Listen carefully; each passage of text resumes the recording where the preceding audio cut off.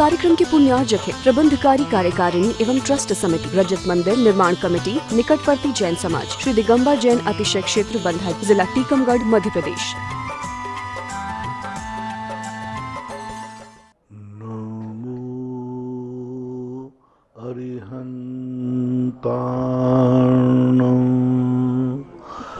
नमो सिद्धार्णं, नमो आयर्याणं,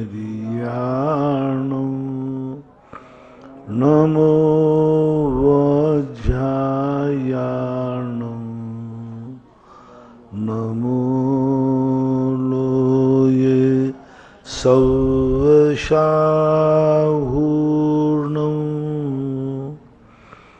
पंच परमेष्टि भगवान की जय। आचार्य श्री गुरुवर कुंद कुंद महाराज की जय। आचार्य श्री गुरुवर विद्यासागर महाराज की जय। परम उपकारी निर्यापक क्षमण मुनि पुंगव श्री सुधासागर जी महाराज की जय। परम पूज्य मुनि श्री प्रसाद सागर जी महाराज की जय। चांदखेड़ी की सरजमी से हम सभी लाभ लेंगे। पूज्य निरापक मुनि श्री सुधा सागर महाराज जी के मुखारबिंद से जिज्ञासाओं का समाधान चाहेंगे। और मैं इसके लिए सर्वप्रथम 12 राजस्थान से इंजीनियर पंकज जैन की जिज्ञासा है। नमोस्तु मुनिराज जी, जैन दर्शन के अनुसार परमाणु में 4 स्पर्श के बजाय 2 स्पर्शी क्यों पाए जाते हैं? परमाणु में परमाणु के अंदर जो हल्का भारी जो है और खुरदरापन आदि जो है, ये उनमें होते ही नहीं है स्वभाव से। 2 ही स्पर्श उसमें माने गए हैं। ऐसा नवा स्वभाव है उसका, कोई और तो कारण अपन बता नहीं सकते, क्योंकि उसका ऐसा स्वभाव है, ऐसा मानना चाहिए। राजीव जैन अमरपाटन से जिनवाणी से संबंधित यह प्रश्न है। सूत्र के अर्थकर्ता शुद्ध केवली हैं, ऐसा पढ़ा था, कैसे घटित होता है? अर्थकर्ता शुद्ध केवली इसलिए अपन मान सकते हैं गणधर परमेष्टि का रूप मानकर। और आज अपन वर्तमान शासन नायक में शुद्ध केवली के द्वारा ही, अंतिम शुद्ध केवली के द्वारा ही हमारा ज्ञान प्राप्त किया। पूज्यवर कुंद कुंद भगवान ने अपने साहित्य में भी शुद्ध केवली भणियम ऐसा शब्द का प्रयोग किया। वो छामी समय पाहुड़ मिणमो शुद्ध केवली भणियम, बंदित्व शब्द सिद्धे ध्रुव ममल मणोभवम गदिम पत्ते। पूज्य समय सार की व्याख्या करते हुए उन्होंने यही शब्द का प्रयोग किया, शुद्ध केवली भणियम। शुद्ध केवली ने जो कहा है वही मैं कह रहा हूँ, तो इस अपेक्षा से कह सकते हो। सामान्य शुद्ध केवली में गणधर परमेष्टि को लिया जाता है।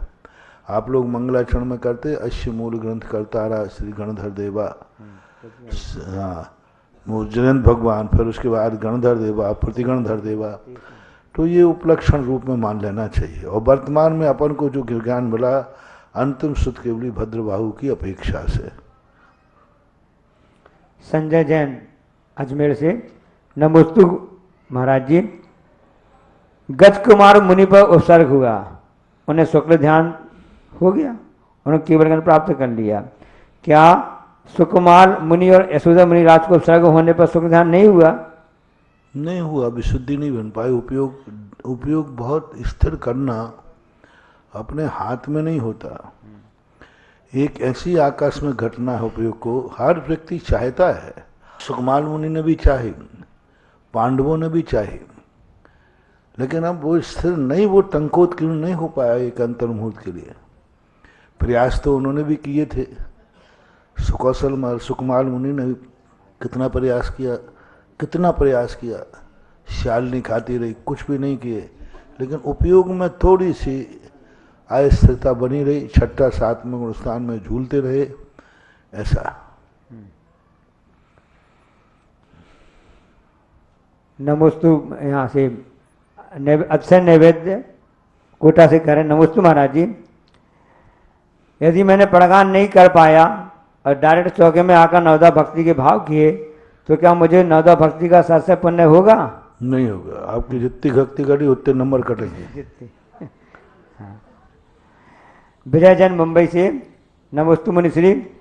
क्या असाध्य रोग, दोष और शारीरिक परिपक्वता न होने से मनुष्य और अन्य जीवों में संलग्न से भाव स्वाभाविक रूप से नहीं आते, जिसका उद्देश्य यदि मुमकिन तो उपचार अन्यथा मृत्यु? नहीं कर पा रहे हैं तो उसका दो तरीके हैं कि उसको नहीं करने पर कितनी देर नहीं कर पा रहे हैं, स्थायी रूप से है कि तुम्हारे कुछ दिन के लिए लगा, उस पर विचार करना पड़ेगा। हाँ, और उसको नहीं, उपचार करना ही संलेखना नहीं है। वो परिस्थितियाँ हैं, इसके लिए कोई कानून नहीं बनाया जा सकता। किस प्रकार की असाध्यता है, स्थायी है या कुछ का निदान है और कितने सीमा तक है, इस पर विचार किया जाएगा। अज्ञात। नमोस्तु मुनिवर। नमो का मंत्र की महिमा में आता है कि अपवित्र पवित्र हुआ। दूसरा पद है कि सब अवस्थाओं में नमो का मंत्र को स्मरण करने वाला भीतर भाव से सर्वत्र पवित्र होता है। किस अपेक्षा से कहा गया है? नमोकार मंत्र एक जपना, पढ़ना, स्मरण करना, अनेक रूप इसके हैं। लेकिन जब जाप करेंगे तो अनुष्ठान पूर्वक करेंगे। जब स्मरण करेंगे तो वह हमारी बाहर की और अंतरंग की अपवित्रता को दूर करने वाला है। जब व्यक्ति नमोकार मंत्र पढ़ता है तो नियम से उसका मन वचन का है पवित्र होना ही चाहिए। अब कोई गलत भाव से पढ़ता है वो उसकी जिम्मेदारी है। नमोकार मंत्र तो अपने आप में मन को पवित्र करने के लिए ही होता है। अब तुम्हारा मन किस प्रकार का है, नमोकार मंत्र क्या करेगा उसमें। प्रज्ञा जैन सहराई से, नमोस्तु गुरुवर। पुरुषार्थित उपाय में आया है कि उपदेश देने वालों को पहले मुनि धर्म का उपदेश देना चाहिए, फिर श्रावक धर्म का। तो जिज्ञासा है कि कोई त्यागी व्रती विद्वान समाज के बीच उपदेश देते हैं तो उन्हें पहले मुनि धर्म का उपदेश देना चाहिए कि श्रावक धर्म का? उपदेश देना अलग चीज है। उपदेश में सबसे पहले मुनि व्रत का उपदेश देना चाहिए। पंडित जी पहुंच गए, वो क्या उपदेश देंगे? कोई विद्वान पंडित जी पहुंचे, वो क्या उपदेश देंगे?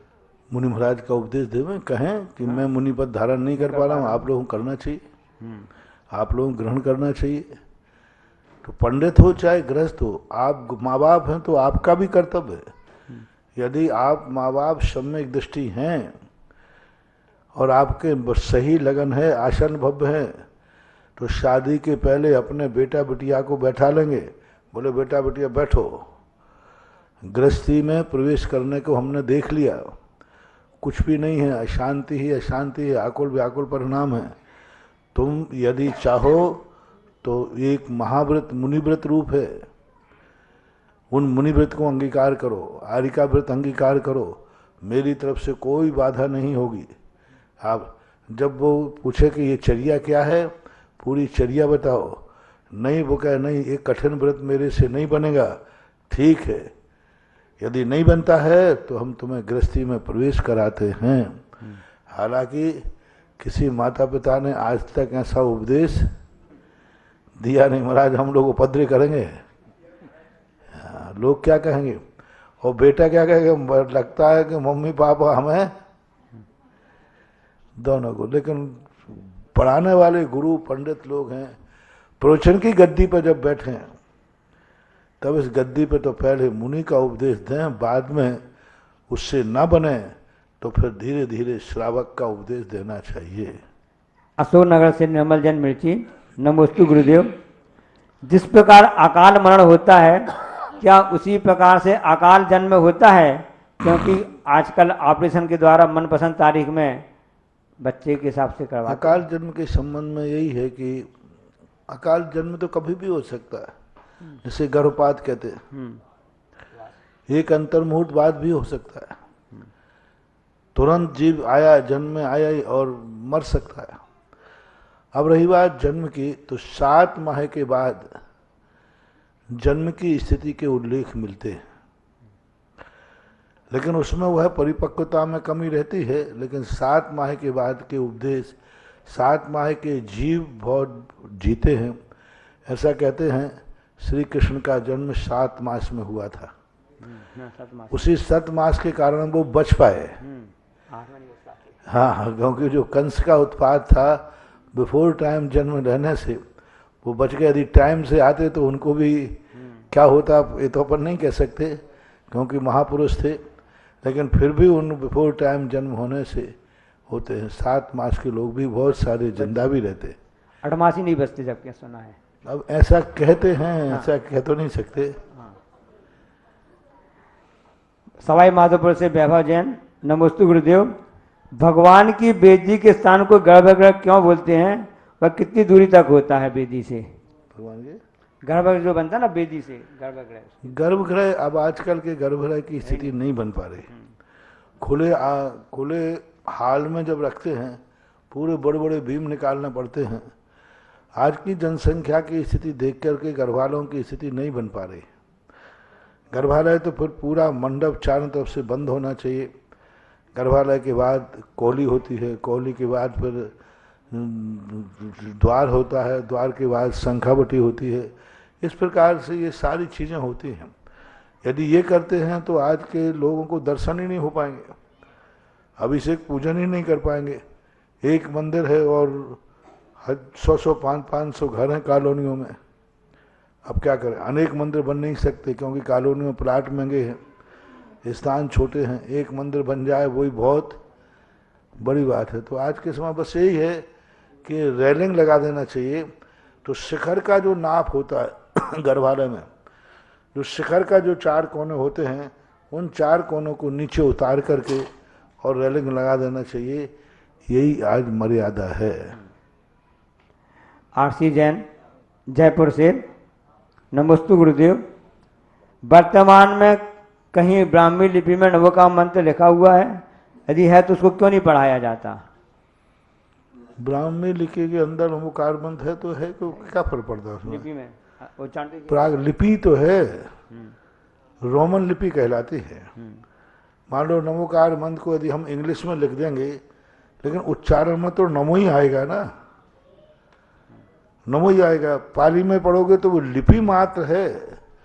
नमोकार मंत्र में पाली में कभी नहीं हो सकता।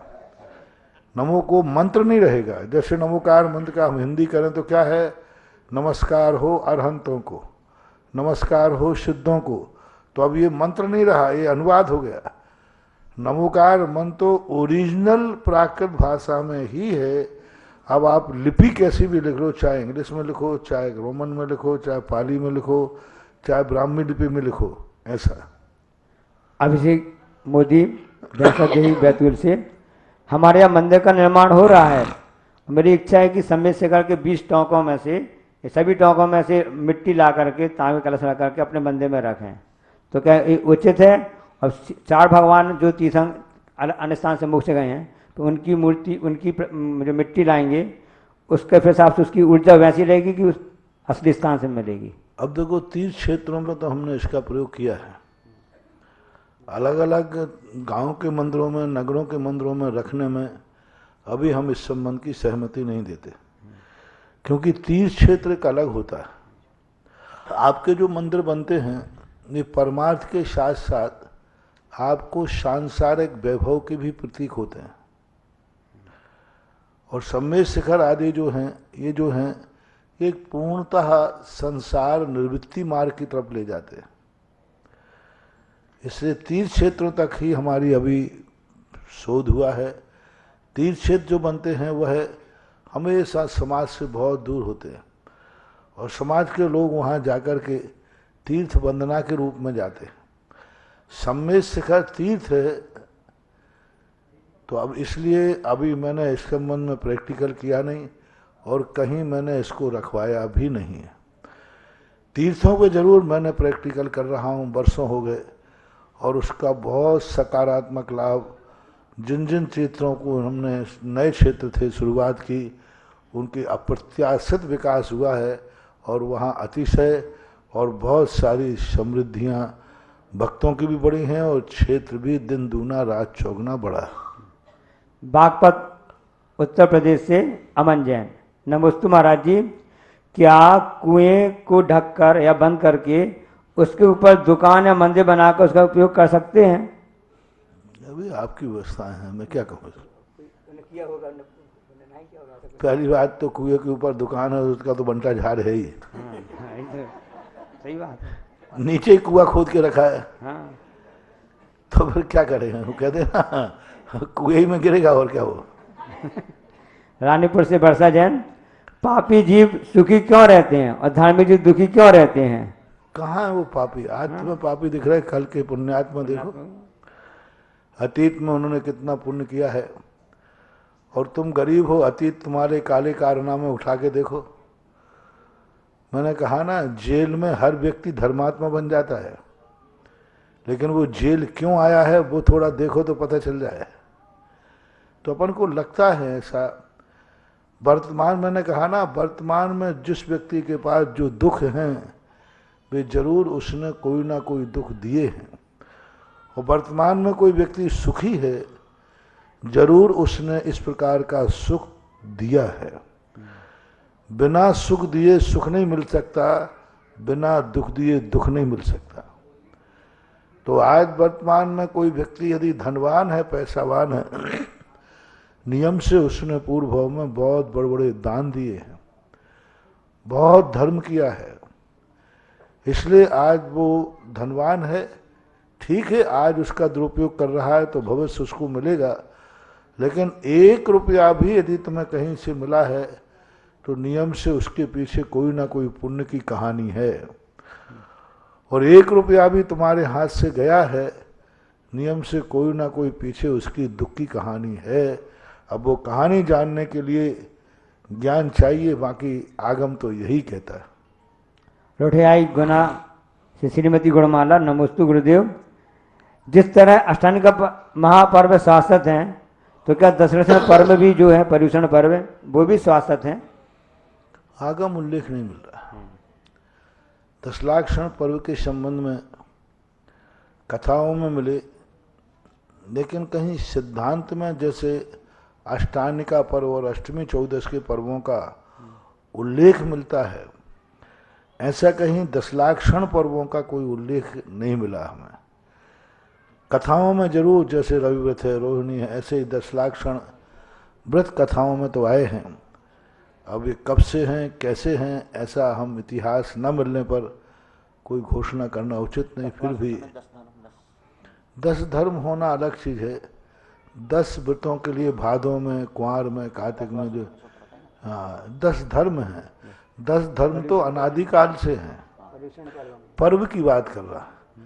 10 धर्म और 10 पर्व, जैसे अष्टान का पर्व होता ना, ऐसे दशलाक्षण पर्व ये भादों के इसके लेकर के ये कथा से तो सिद्ध हैं, लेकिन सिद्धांतों में हमें कहीं देखने में नहीं मिले कि पर्व को संज्ञा इनको कब मिली, कैसे मिली। ये भादों में, माघ में, चैत में, ये किस प्रकार से हैं कह नहीं सकता। इंदौर से महेंद्र पत्रकार, नमोस्तु गुरुदेव। अपेक्षा रखना कमजोरी है और उपेक्षा होने पर तीखी प्रक्रिया होने में देर नहीं लगती है। अब इस पर हम नियंत्रण और संतुलन कैसे बने? अपेक्षा रखना कमजोरी नहीं है, अपेक्षा रखने के अभिप्राय आपका कैसा है। परिणाम यही रखो कि हम अपेक्षा न करें। हमने कम से कम 2 महीने प्रवचन दिए थे अभी वहाँ पर चौलेश्वर में, स्वयंभू शक्ति के ऊपर। परिणाम यही रखो कि हमें किसी का आलम्बन नहीं लेना पड़े, लेकिन जब अपन स्वयं चलने में समर्थ है ही नहीं तो आलम्बन लेना श्रेयस्कर होता है। और उपेक्षा जो होती है, ना उपेक्षा करना और ना उपेक्षा होना। उपेक्षा होते समय जरूर अपनी जब उपेक्षा हो तब हमारे लिए ये सोचना चाहिए ये उपेक्षा नहीं कर रहा है, ये हमें स्वयं पे पैरों पर खड़े होने का मौका दे रहा है। पॉजिटिव सोचो। किसी ने हमने सहायता मांगी, उसने सहायता नहीं दी तो अच्छा हुआ, इसने मुझे कर्ज होने से बचा लिया। तुम किसी के पास पैसा मांगने गए, उसने नहीं दिया, तो तुम्हें सोचना है अच्छा हुआ, इसने जैसे होगा परेशानी तो हो ही रही थी, कम से कम कर्जदार होने से इसने बचा लिया। ये मुझे सहारा देता तो शायद मैं इतना बड़ा नहीं हो पाता। कई बार हमें ज़्यादा सुविधाएं हमारी शक्ति को खो देती हैं। देखो, जंगलों में पेड़ को कोई सहायता नहीं करता, कैसा हरियाता रहता है। और तुम्हारे बगीचे के अंदर यदि 2-4 दिन पानी देना बंद कर दो तो सूख जाता है। क्यों? इसको ज़्यादा सुविधाएं मिल गई। जिंदगी में जितनी ज़्यादा सुविधाएं मिलती हैं, हमारी शक्ति उतनी ज़्यादा द्रोहित होती है। हमेशा प्रयास करो कि मैं अभाव में जिंदगी जीऊं। मैंने वहाँ प्रश्न में कहा था, अभाव में सद्भाव की जिंदगी जीना ही सबसे बड़ी साधना है। अभाव में जो तुम्हारे पास नहीं है उसके बाद भी उसका आनंद आ रहा है। महावीर स्वामी ने सबसे बड़ी चीज दी मुनि को कि तुम अभाव में सद्भाव का आनंद लो। सब चीजों का अभाव कर दिया और फिर भी उसको आनंद की अनुभूति की बात हुई। इसलिए जब भी तुम्हारे जीवन में विपरीत परिस्थिति आए, उस समय ये सोचना चाहिए, यह मुझे स्वयं सेल्फ करने का मौका दिया जा रहा है। ये मुझे सहारा नहीं दे रहा है, इसका अर्थ है कि मुझे कुछ चलना है, मुझे कुछ चलना है, मुझे खुद संभलना है, मुझे खुद अपने पैर पे खड़े होना है। बड़े होने के बाद तुम्हें महसूस होगा, अच्छा रहा जो किसी ने सहायता नहीं की, आज मैं अपने पैर पर खड़ा हो गया। शायद सहायता दे देता तो मैं आज तक चलना ही नहीं सीख पाता। बहुत बार मैंने तो अनुभव किया, कोई भी प्रतिकूल परिस्थिति आती है, कुछ ना कुछ ताकत देके जाती है, शक्ति देके जाती है, विल पावर मिलता है। ऐसा लगता है इसके बिना भी मैं जी सकता हूं। मैं तो समझता था कि मैं जी नहीं पाऊंगा, इसके बिना भी मैं जी सकता हूं। जब भी कहीं भी तुम्हारे लिए कोई सहयोग की अपेक्षा हो और सहयोग न मिले, तो आप विकल्प न करके थोड़ा पॉजिटिव सोचिए, अच्छा हुआ जो इसने साथ नहीं दिया, कम से कम मैं अपने पैर पर चलना सीख गया। अच्छा हुआ कि इसने हमारे लिए धन नहीं दिया, मैं खुद कमाना सीख गया। अच्छा हुआ इसने हमारे लिए कोई भी प्रकार का मानसिक सांत्वना नहीं दी, मैं सहिष्णु हो गया। तो अभाव को सद्भाव में बदलो। मैं तो कहता हूं कि भगवान मुझे जीवन में हमेशा अभाव की स्थिति बनी रहे और मैं सद्भाव का आनंद लेता रहूं। अभाव में जीने का एक आनंद अलग है, बहुत आनंद है। बस एक शौक लग जाए, अभाव का एक शौक लग जाए। जब अभाव का शौक लग जाता है तो व्यक्ति को बहुत आनंद आता है। आज आचार्य श्री का 50वां आचार्य पदारोहण दिवस है और मैं उनके परम शिष्य मुनिषी पुराण सागर जी से निवेदन करेंगे अपनी जिज्ञासा रखने की महती कृपा करें। नमोस्तु महाराज श्री, नमोस्तु नमोस्तु नमोस्तु महाराज श्री। जब किसी नगर में पंचायत होता है तो वहाँ पर तो सभी लोग फार्म भरते हैं माता पिता के, और स्वधर्म की भावना होती है, तो वहाँ तो एक ही बन पाते हैं, है ना। और फिर वहाँ कई लोग बेचारे निराश हो जाते हैं। हमारी भावना है महाराज जी, यहाँ पर पेल चांदखेड़ी में पंचायत हो रहे हैं और इतने वर्षों बाद हो रहे हैं, तो यहाँ पर हमारी भावना है कि यहाँ पर 24 माता पिता बन जाएं और 24 ही स्वधर्म बन जाएं। तो यहाँ पर त्रिकाल 24 ही बन रही है और निर्माण कांड के पूरे भगवान बन रहे हैं, तो उनके माता पिता भी हो जाएंगे और एक एक क्षेत्र के एक एक माता पिता, और यहाँ के माता पिता बन जाएंगे। तो उससे निराश हो जाते बेचारे, माता पिता नहीं बन पाते, तो वो उनकी भावना भी पूर्ण हो जाएगी। अभी हम लोग कुंभराज में थे, अब बेचारे माता पिता नहीं हमके चेहरे पे देख रहे थे महाराज जी, बहुत दुख हो रहा था हमें, एकदम निराश से हो गए वो। तो हमारी भावना है महाराज जी, यहाँ पर 24 माता पिता बन जाए और 24 ही स्वधर्म बन जाए, बहुत आनंद आएगा। इसके संग का समाधान करिए आप। बड़ी दिक्कत पड़ जाएगी उसमें, क्योंकि एक माता पिता के बाद कई जगह तो 2 माताओं के जो पुत्र हैं। अब ये बताओ मांगी तुंगी कि हम किनको बनाएंगे माता पिता? राम, हनु, सुग्रीव, सुडील, गय, गवाक्ष, इन सब के माता पिता अलग थे। एक एक बना। अब रामचंद्र जी के तो बनेंगे कौन से, फिर हनुमान के बनेंगे अलग, अंजना पवनंजय है ना, हनुमान के वही तो थे वो। फिर तो 72 के 72 बनाना पड़ेंगे तभी व्यवस्था बन पाएगी। महाराज श्री अपन उनको छोड़ दो निर्माण क्षेत्र, 24 तीर्थंकर को ही बना दो। 24 तीर्थंकरों में फिर मंचन करने में बहुत बड़ी समस्या खड़ी हो जाएगी। 24 दरबार लगेंगे अलग अलग। अब 24 को एक दरबार में बैठा लोगे तो बहुत बड़ी व्यवस्था डिस्टर्ब हो जाएगी। हाँ, फिर 24 पंचकल्याणक भी ऐसे ही चले, अलग अलग है। 24 पंडाल बना रहे अलग 24 पंडाल बना, फिर अलग अलग, फिर तो बहुत झमेला हो जाएगा। बहुत कठिन व्यवस्थाएं बहुत डिस्टर्ब हो जाएंगी। और कभी ऐसा, अब आज इन्होंने प्रश्न किया है, अब इसका पहले नक्शा बनेगा, प्लानिंग बनेगा। देखो, एक बार हमने जहाँ पर गुना के अंदर कल्पद्रुम मंडल विधान पहली बार देखा किया, 24 समोषण बनाए। वो समोषण देखकर ऐसा लगा, वहीं मैंने घोषणा की कि मेरे मन में भाव आ रहा है कि ऐसा समोषण जो थर्माकोल का बना है ऐसा स्थायी बनना चाहिए। अब 24 समोषण वाला समोषण स्थायी बनना, 250 फीट का तो पंडाल पहली बात, बिना पिलर का, 100 फुट ऐसा, 250-300 फुट ऐसा, और बीच में बड़ा समोषण। लोगों ने कहा महाराज जी ये थर्माकोल का है और टेंट है। मैंने कि बस यही कल्पना आ रही है कि एक दिन ये कहीं पाषाण का कैसे बने। अब उन्होंने प्रवचन में कह दिया, मेरा काम तो ऐसे क्या आया गया कह दिया गया। वो बात आकाश में मंडराती रही, मंडराती रही, मंडराती रही। वर्षों के बाद जब ज्ञानोदय पहुंचे, वहां ऐसे मैदान दिखा और वो नाप रहा था तो देखा तो ये मैदान 300-350 फुट था। मिल गया, मैंने क्यों ना वही बनाया जाए। बात चली, वो आज साकार रूप हो रहा है। बहुत अच्छा। आज विश्व के सारे इंजीनियर लग चुके हैं। पाषाण का 100 फुट ऐसा और 250-300 फुट ऐसा विश्व में ही नहीं बना, अभी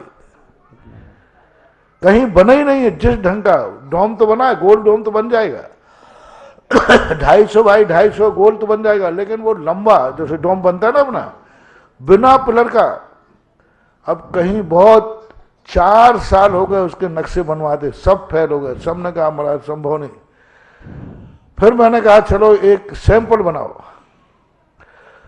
पहले 50 बाई 125 का सैंपल बनाओ। तो अब 50 बाई सैंपल का ज्ञानोदय में सैंपल बन चुका। अब जब सैंपल बन चुका तो अब कहना नहीं महाराज वो भी बन जाएगा, तो हमने अब तो बन ही जाएगा। 50 बाई 125 का बिना डोम का। तो ये कल्पनाएं हैं, कभी ऐसा आए 24 सौधर्मेंद्र हों, 24 कुबेर हों, 24 माता पिता हों। अब इसकी क्या प्लानिंग होगी, अब मैं एक तुरंत जिज्ञासा में कैसे समाधान कर दूं। महाराज श्री आपके सानिध्य में सबको बनना चाहते हैं, माता पिता सौधर्म, आपके बड़े अपने आप को सौभाग्यशाली मानना चाहते हैं वो। अब जो तात्काल है यहाँ तो इतने जल्दी होना बहुत, इसके लिए तो महीनों तैयारी होगी। पंडाल ही अलग होगा, व्यवस्थाएं अलग होंगी, सब कुछ अलग होगा। हो सकता है 24 प्रतिष्ठाचार्य हो और फिर महाराज भी हो सकता है 24 महाराज चाहिए बड़े अलग अलग करने के। फिर हो सकता है मन के हारे हार है, मन के जीते जीत। और मैं पूज्य मुनि श्री उत्तम सागर महाराज जी से निवेदन करेंगे अपनी जिज्ञासा रखने की महती कृपा करें। पूज्य मुनि श्री उत्तम सागर जी महाराज। नमस्तु भगवान, नमस्तु नमस्तु। अभी चर्चा चली थी 10 लक्षण पर्व के बारे में। तो अष्टानिका साल में 3 बार आता है, तो उसी प्रकार 10 लक्षण भी 3 बार आता है, किंतु ये प्रत्येक 3 महीने के 4 महीने के बाद क्यों नहीं आता। जैसे 10 लक्ष अष्टानिक हर 4 महीने में 1 बार आता है, लेकिन इन 10 लक्षण को आगे पीछे ऐसे क्यों हो गया है, 3 बार हर 4 महीने में क्यों नहीं आता है। उनके पर्व का इतिहास ही नहीं मिल रहा है। जिसका कोई इतिहास नहीं मिल रहा हो तो मैं कैसे कहूँ। अष्टान का पर्व का सबसे पहला इतिहास पूज्यवर कुंदकुंद भगवान ने नंदीश्वर देव की भक्ति लिखकर किया, देवताओं को लक्ष्य रख के किया। अष्टान का पर्व का जो है देवताओं ने महाधिकार, चौथा अधिकार लिख करके देवताओं के संबंध में वर्णन किया, लेकिन 10 लाक्षण पर्व का कहीं उल्लेख ही नहीं मिल रहा है कि इसके पीछे क्या लॉजिक है, क्यों चला, कैसे चला। कथाओं में है तो मैंने कह दिया, कथाएं तो बहुत सारी हैं। अब कथाओं का इतिहास को हम जो है वही है बस, और क्या है। हर 3-4 महीने में 1 बार। जब उसका इतिहास ही नहीं मिल रहा है तो लॉजिक क्या बताएं। अब रविवार हर दिन रविवार जो 8 दिन में आता है तो आता है, अब है ये कुछ निश्चित है। आचार्य विद्यासागर जी महाराज के परम आज्ञानुवर्ती शिष्य परम पूज्य निर्यापक श्रमण मुनि पुंगव श्री सुधासागर जी महाराज के चरणों में नमोस्तु नमोस्तु नमोस्तु। प्रथम जिज्ञासा के लिए अखिलेश जी जैन हरिगढ़ और उनके पश्चात नमोस्तु महाराज जी। लंदन से भी आ गया है, अंतरराष्ट्रीय क्षेत्र घोषित हो ही गया है, क्योंकि भक्तों से मंदिरों की वो स्थिति बनती है और ये आवाज इसका अर्थ है कि लंदन तक पहुंच गई। विदेशों से जब कोई चीज़ आती है तो अपने आप में वह स्थिति, मैं तो हमेशा कहता हूं कि विदेशी लोगों को बड़ी मजबूरी में NRI बनना पड़ा, धन के कारण बनना रहा, लेकिन भली वो धन वहाँ कमाएं, लेकिन यहाँ कोई ना कोई धर्म के आयतन जरूर स्थापित करके ये कहें कि भगवान मैं भली यहाँ आया हूँ, लेकिन मेरी आत्मा, मेरी श्रद्धा तो आर्य खंड में, भारत देश में ही है और भारत में ही है, और ये प्रतीक रहेंगे। यहाँ से बैठा ली हुई तुम्हारी मूर्तियाँ वहाँ तक तुम्हारे लिए एनर्जी दे सकते हैं, देती हैं। इसलिए विदेशों में बैठे भी 5 कलश के माध्यम से शित निर्वाण कांड में वर्णित शित क्षेत्रों की प्रतिमा का पुण्यार्जन कर सकते हैं। अखिलेश जी। नमोस्तु महाराज जी। नमोस्तु महाराज। नमोस्तु महाराज जी। मेरी जिज्ञासा है कि मेरे पिताजी की उम्र जो है 82 साल 83 साल के आसपास हो गई। पास के गांव में हरिगढ़ का रहने वाला हूँ और कोटा में रहता हूँ अभी। इनके मतलब 300 साल यहाँ से जो इतना पास होने के बाद विवाह नहीं हुए, और आज आपके पुण्योदय से एक प्रतिमा जो है निर्वाण कांड में स्थापित करने आज भाव हुए हैं, ये हमारे किस पुण्य का उदय है? पुण्य का उदय होता है, कोई जरूरी नहीं कि हमेशा हो। जब जागो तभी सवेरा है, कोई बात नहीं। वृद्ध अवस्था में भी ये भाव हुआ, ये होनहार भली का लक्षण होता है। महाराज जी, इनका भाव ये था कि पिताजी की वजह से बने, का उपकार है कि ऐसा सौभाग्य दिया हमारे को कि 80 साल में प्रतिमा बैठाने का। बहुत अच्छा। सिद्ध क्षेत्रों पर भी, अतिशय क्षेत्रों पर जिन बिंब को बैठाना बहुत बड़े पुण्यात्मा का काम है। बहुत बड़ा कोई साथी से पुण्य होता है तब कहीं इन तीर्थ क्षेत्रों पर, तीर्थ क्षेत्रों पर हमेशा सीमित सीटें होती हैं, श्रद्धा लोगों की ज़्यादा होती है, भावनाएं ज़्यादा होती हैं, और तीर्थ क्षेत्रों पर सीमाएं होती हैं। कॉलोनियों में तो मंदिर छोटे होते हैं, समाज छोटे, यहाँ तो पूरा भारत, पूरा क्या विदेश तक इसमें रहते हैं। तो वहाँ मूर्ति बैठाने का सौभाग्य मिलना अपने आप में बहुत किसी का साथी से पुण्य हो, जिसकी गाड़ी कमाई हो, जिसका पुण्य में बहुत बड़ा पुण्य होता है, साथी से पुण्य, तभी ये कार्य कर पाते हैं। बहुत बड़ी बात। मनीषा जी जैन सतना, ओम प्रकाश जी जैन अशोकनगर तैयार है। परम श्रद्धेय गुरुवर के चरणों में त्रैवार नमोस्तु नमोस्तु नमोस्तु। महाराज श्री, वचन गुप्ती का अर्थ क्या मौन धारण करना है? बाह्य वचन गुप्ती यही है। अंतर जब वचन गुप्ती का है, अंदर भी विकल्प नहीं आने देना, बोलने का भाव नहीं आना, शब्दों की संरचना नहीं होने देना। मौन होकर के भी हम शब्दों की संरचना करते रहते हैं, शब्दों की संरचना से भी ऊपर उठना, वो गुप्ती के अंतर्गत जाता है। बाह्य गुप्ती इसको मान लो अंतरंग नहीं मानी जाएगी। नमोस्तु नमोस्तु। निर्वाण कांड में वर्णित प्रतिमा जैन, टाटा हॉस्पिटल मुंबई। सीमा प्रांजल डॉक्टर तोशिता जैन मुंबई से, और दूसरा नाम जिनका भी कजोड़ी मल जी, प्रेम भाई जी, महेश, बबीता, जितेंद्र, सरोज, अखिलेश, सम्यक, प्रणम्य, श्रेया, तन्मय, दर्शित, दिविशा, हरसोरा परिवार हरिगढ़ वाले कोटा, वो पधारें, आशीर्वाद लें। और तीसरा नाम दिल्ली से किशोर जैन, सुमन, विधान, विधि, पीयूष, मिहिर, सिविल लाइन दिल्ली से। और शुभम, प्रियंका, डॉक्टर महेंद्र, सुचिता, आरवी, अनवी जैन सिंगापुर से भी नाम आया है। ओम प्रकाश जी। परम पूज्य गुरुदेव के चरणों में नमोस्तु नमोस्तु नमोस्तु। महाराज जी, मेरा प्रश्न ये है कि जब आपके दर्शनों के लिए मन बहुत प्रसन्न रहता है और यहाँ आकर के बहुत प्रसन्नता होती है, पूरे दिन वैयावृत्ति करने का मन, आहार देने का मन, सभी प्रकार की मन में खुशियां होती हैं। तो मैं ये पूछना चाहता हूं कि कोई व्यक्ति जब वो दीक्षा लेने के भाव रखता है तो उसको कितनी खुशियां होती होंगी, कृपया बताएं। अब उसकी खुशी तो हम ही जानते हैं कितनी खुशी होती है। वो खुशी गूंगे के गुड़ के समान होती है। गूंगा गुड़ खाता है तो स्वाद बता नहीं सकता, बस इतना कहता है तुम खुद खा के देख लो ना। बस वही है, क्योंकि ये कुछ खुशियां हैं जो शब्दातीत होती हैं। शब्दों से बांधने से उस खुशी का बौनापन हो जाता है।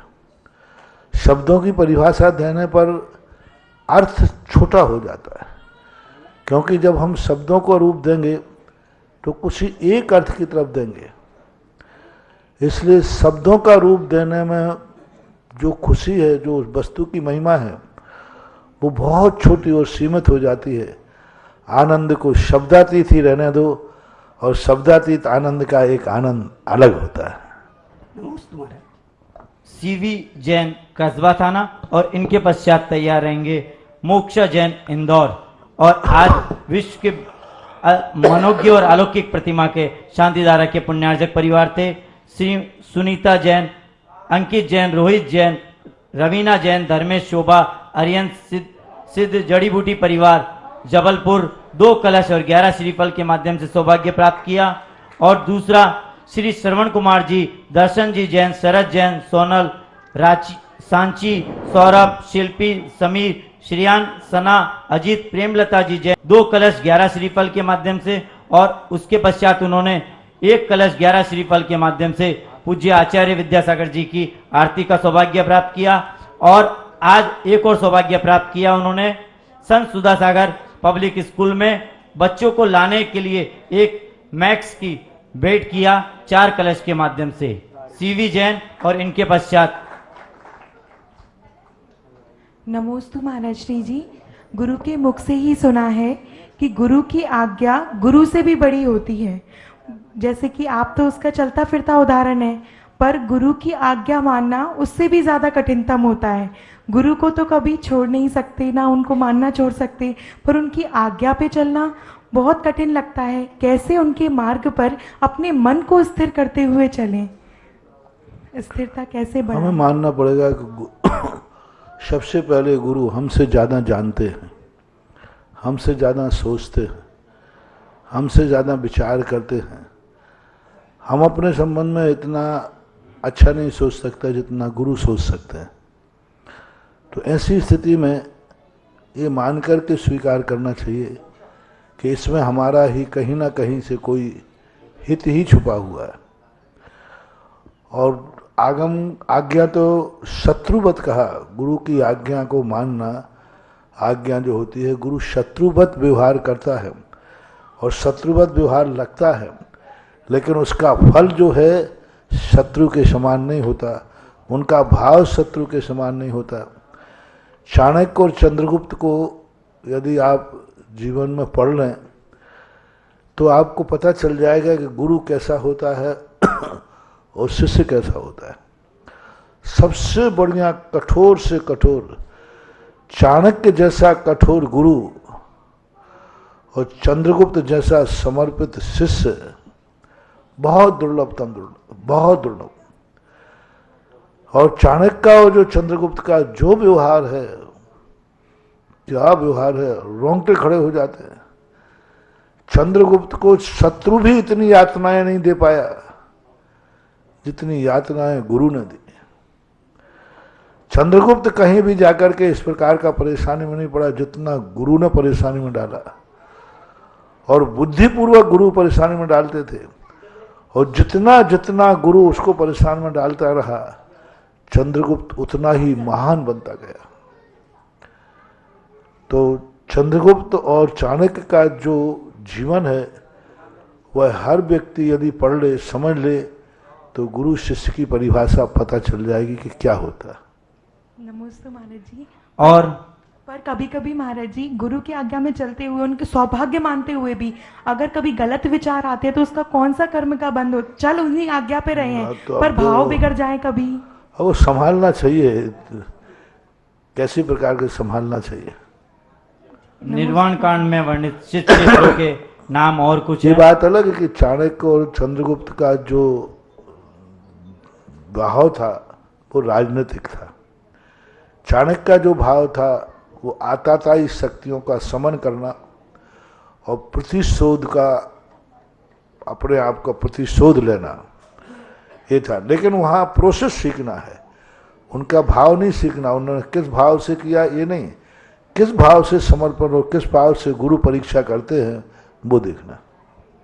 निर्वाण कांड में वर्णित शिष्ट क्षेत्रों की प्रतिमा के और नाम है नरेश कुमार जी, नवीन कुमार जी जैन, निशा कुमारी, मीनू जैन, नगीना जिला मेवात।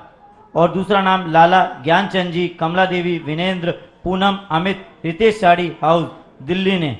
और एक नाम महाराज श्री ऐसा आया है जिनकी भावना है कि पूरी वेदी हमारी हो, तीनों प्रतिमा हमारी हो, और उन्होंने 15 कलश और 51 श्रीफल के साथ सौभाग्य प्राप्त किया है। बहुत अच्छा है। मोक्षा जैन, क्योंकि इंदौर। एक एक वेदी पर एक ही मूर्ति, दो दो तीन तीन मूर्तियां भी बैठेंगी, तो कोई पूरा 3 मूर्तियों का लेता है तो पूरा समूषण उसका होगा। पूरे नीचे वेदी में भी पूरे परिवार का नाम लिखा जाएगा। मोक्षा जैन इंदौर, और इनके पश्चात रत्ना जैन भूसा। परिवार तो नाम तो सभी के लिखे जाएंगे, महाराज उसका काम पूरे पे लिखा जाए। एक वेदी पर 3 के नाम लिखना और एक पर अकेले के लिखना। नहीं महाराज श्री तो जो 3 मूर्तियां देगा उसका पूरी वेदी पर उसके अकेले परिवार का नाम होगा, और एक एक देगा तो 3 का नाम होगा। ऐसा महाराज श्री, क्योंकि महिलाओं के नाम प्रतिमा पे नहीं आते तो वेदी हाँ, महिलाएं वेदी पे तो नाम आएगा, पक्का है। नमोस्तु महाराज श्री। इसलिए जिनको तीनों प्रतिमा का सौभाग्य प्राप्त करें तो महिला वर्ग भी, उनका पूरे परिवार का नाम महिलाओं को भी आ सकता है, क्योंकि प्रतिमा पर तो केवल पुरुष वर्ग का आता है। इसलिए तीनों प्रतिमाओं का आप सौभाग्य प्राप्त कर सकते हैं 15 कलश के माध्यम से। मोक्षा जैन और रत्ना जैन। नमोस्तु महाराज श्री। महाराज श्री, हिस्ट्री में ऐसा पढ़ा है कि महावीर स्वामी ने मूर्ति पूजन के विपक्ष में थे, लेकिन अपन तो मूर्ति पूजन करते हैं, तो ये इसमें क्या सत्यता है? मतलब महावीर हिस्ट्री में पढ़ा है इसको, हम मूर्ति पूज रहे, इतिहास में पढ़ा है ऐसा। महावीर स्वामी मूर्ति पूजा के विपक्ष में कहाँ थे? हाँ, मतलब इतिहास में पढ़ा है ऐसा। इतिहास में क्या है कि इतिहास तो इतिहास होता है, स्थानक वासी लोग जो है पूछते नहीं। अब कोर्स तैयार करने में कोई स्थानक वासी पड़ गया होगा, उसने कर दिया। हमारे यहाँ मूर्ति की पूजा नहीं है, मूर्तिमान की पूजा है। मूर्तिमान को मूर्ति में स्थापित किया जाता है। जैसे आप मंदिर जाते हैं तो पूछा किसकी पूजा करके? आदिनाथ की। कोई मूर्ति नहीं कहता। तो जैन दर्शन में मूर्तिमान की पूजा है। मूर्ति तो स्थापित करने के लिए आधार मात्र है, ऐसा मानना चाहिए। रत्ना जैन भूसा, और इनके पश्चात चंद्रकांता जैन कोटा तैयार। मुनि जी के चरणों में मेरा एवं मेरे भूषा परिवार का कोटि कोटि नमोस्तु नमोस्तु नमोस्तु। महाराज श्री, अभी आपने बताया कि कोई माँ बाप अपनी बेटे बेटियों को उपदेश नहीं देता धर्म का। 8 कर्मों में मोहिनी कर्म प्रचंड है और उसकी स्थिति बंध भी प्रचंड है, लेकिन हम क्यों नहीं समझ पाते उसको? अरे वो मोहिनी कर्म ही नहीं करना देता ना, तुमने खुद ही कर दिया कि मोहिनी कर्म प्रचंड है। वो मोहिनी कर्म ही नहीं करने दे रहा है कि किसी को अपन आरिका बनाए या मुनि महाराज बनाए। मोहिनी कर्म कहता है ऐसे कैसे बनाए? चाहे भले वो डाकू बन जाए तो बन जाए, महाराज नहीं बने। अब कैसे बनाया तो ये तो आपको खुद वस्तु स्वरूप पर विचार करना चाहिए, तत्व चिंतन करना चाहिए। अब मोहिनी कर्म की प्रबलता तो है ही। नमोस्तु महाराज जी, नमोस्तु महाराज जी, नमोस्तु महाराज जी। 2 तरह की स्थापना होती है, तदाकार और अतदाकार। तो इनमें तदाकार करना चाहिए क्या अतदाकार करना चाहिए? ये समझ में नहीं आता महाराज जी के स्थापना करना चाहिए कि नहीं करना चाहिए? करना चाहिए। तदाकार स्थापना कहलाती है मूर्ति, और अतदाकार स्थापना कहलाती है चावल आदि में भगवान की कल्पना करना। लेकिन हमारे यहाँ वो अतदाकार स्थापना है ही नहीं, क्योंकि हमारे यहाँ तदाकार हो या तदाकार पहले उसकी पंचकल्याणक प्रतिष्ठा होगी, मंत्र होंगे, सूर्य मंत्र होंगे, तभी वो तदाकार मानी जाएगी। और ऐसा तुम ठौना पे जाके चावल रख देते हो तो ये ठौना पे चावल जो है संकल्प के चावल हैं, वे पूजा की स्थापना है, पूज्य की स्थापना नहीं। ठीक है, उसमें ये कहते हैं अत्रो अत्रो अत्रो अत्रो सन्निधि करनम, हे भगवान मेरे निकट, तो ये तो उसके प्रतीक के रूप में हम चावल रखते हैं। वो ना भगवान है ना भगवान का रूप। यदि वो भगवान का है और चढ़ाते समय भगवान की वो लौंग और चावल टूट गया तो फिर ध्यान रखना मूर्ति के खंडित का दोष लगेगा और फिर तुम उसकी विसर्जन नहीं कर सकते। आप विसर्जन कैसे करोगे? तुम्हारे हाथ में विसर्जन, जब चाहे स्थापित कर दो, सब चाहे कर दो। विसर्जन तो जब होता है जब मूर्ति खंडित होवे, कोई दोष होवे, कुछ होवे, फिर उसका विसर्जन नहीं होगा कैसे? है ही नहीं। वो तो एक संकल्प के पुंज हैं कि भाई हम एक पुराने भगवान की पूजा कर रहे हैं तो उसको वो स्थापना नहीं मानना चाहिए। लेकिन तदाकार और अतदाकार स्थापना जो आई है वो वहाँ पूज्य की कोटि में ना रह करके सामान्य आई, फोटो बना देना तदाकार है। शतरंज की गोटी में घोड़े आदि की कल्पना कर लेना ये अतदाकार कहलाते। जब हम कोई ऐसा कार्य करते हैं जो समाज और संस्कृति के विरुद्ध होता है और उसे यह कहकर छोड़ देते हैं कि कुछ तो लोग कहेंगे, लोगों का काम है कहना, तो ये बात कहाँ तक सही है और इसको किस वे में लेना चाहिए, मतलब किस राय में लेना चाहिए? समाज और संस्कृति के विरुद्ध कोई कार्य करने की जरूरत क्या पड़ी? क्यों करना पड़ रहा है? नहीं, पर जब ऐसा कुछ होता है कि हम कुछ गलत कर देते हैं पर उसको इसी थिंकिंग में ले लेते हैं कि चलो सब लोग कुछ ना कुछ तो कहेंगे, तो कहते रहने दो और हम तो गलत करते ही रहेंगे। वो स्थितियों के ऊपर है, आप किस ढंग से समाज का सामना कर सकते हैं, किस ढंग से आप संस्कृति का सामना कर सकते हैं, उसके लिए मैं प्रावधान तो नहीं कर सकता हूँ। मैं तो यही कहूँगा कि समाज और संस्कृति के विरुद्ध कार्य नहीं करना चाहिए, यही मार्ग है। मुनिश्री के चरणों में बारंबार नमोस्तु नमोस्तु नमोस्तु। महाराज जी, पंच महालक्षण कौन से होते हैं, कृपया समाधान कीजिए। पंच महालक्षण पंच महालक्षण कौन से होते हैं महाराज जी?